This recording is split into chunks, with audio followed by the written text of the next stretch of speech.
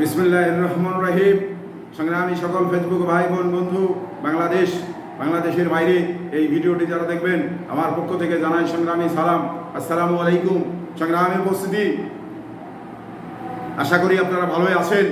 বাংলাদেশের সমসাময়িক বিষয় নিয়ে আমি আপনাদের সামনে দু চারটি কথা বলার জন্যে হাজির হয়েছি। তো সংগ্রামী উপস্থিতি, একটি দেশ, একটি জাতি, একটি ধর্ম এভাবে চলতে পারে না।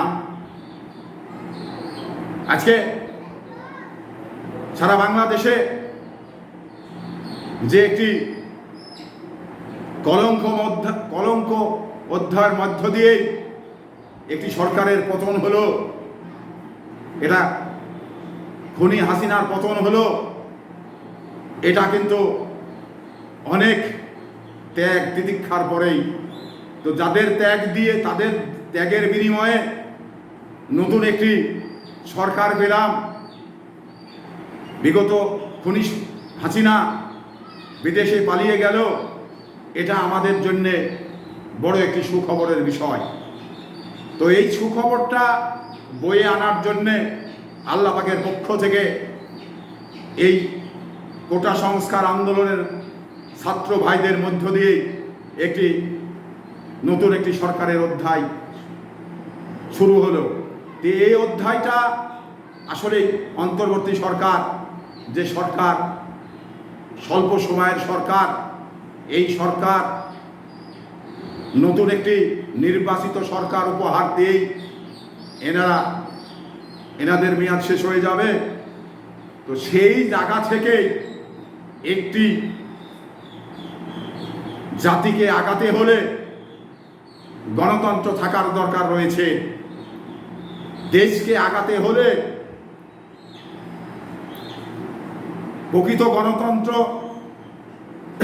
থাকার দরকার রয়েছে। যে গণতন্ত্রটা বাংলাদেশে ছিল না, একদলীয় শাসন কায়েম করার যে প্রচেষ্টা, সেই প্রচেষ্টাটা কাজে লাগানোর চেষ্টা করেছে এই খুনি হাসিনা। আজ এই খুনি হাসিনা সে কিন্তু বিদেশে চোরের মতো তার নেতাকর্মীদের ফেলে চোরের মতো পালিয়ে গেছে। এটা একটি বাংলাদেশের জন্য কলঙ্কময় অধ্যায়। এই অধ্যায়ের অবসান হয়েছে। তো সংগ্রামী উপস্থিতি, আমরা অনেক শাসনকর্তা দেখেছি এই বাংলাদেশ তৈরি হওয়ার পরে, কিন্তু সর্বোচ্চ যে বাংলাদেশের মানচিত্রের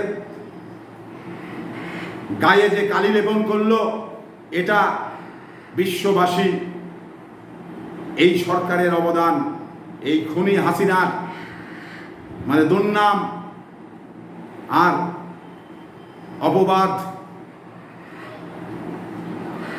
এটা কিন্তু বিশ্ব ইতিহাসের পাতায় তুলে ধরবে। এটা কিন্তু ভুলবে না। বাংলাদেশের মানুষের উপরে যে নির্যাতন নিপীড়ন করেছেন, যে আয়না ঘরে যুগ যুগ ধরে লোক গুম করে এনে করে রেখেছিল, এই কলঙ্কময় অধ্যায়, এই খুনি হাসিনার একটি সরকার যে বর্বরোচিত ঘটনাগুলো বাংলাদেশে ঘটিয়েছে, এই ঘটনা জাতি কখনো ভুলবে না। তো সংগ্রামী উপস্থিতি, আল্লাহ ন্যায় বিচারক, আল্লাহ ঠিক উপযুক্ত বিচার করেছেন। এই বিচার আমরা আল্লাহ পাকের শুকরিয়া আদায় করি। আলহামদুলিল্লাহ, আল্লাহ আমাদের হেফাজত করেছেন। তো সংগ্রামী সাথী ভাইয়েরা আমার, আপনাদের সুস্বাস্থ্য দীর্ঘজীবন কামনা করেই বিদায় নিচ্ছি। আসসালামু আলাইকুম।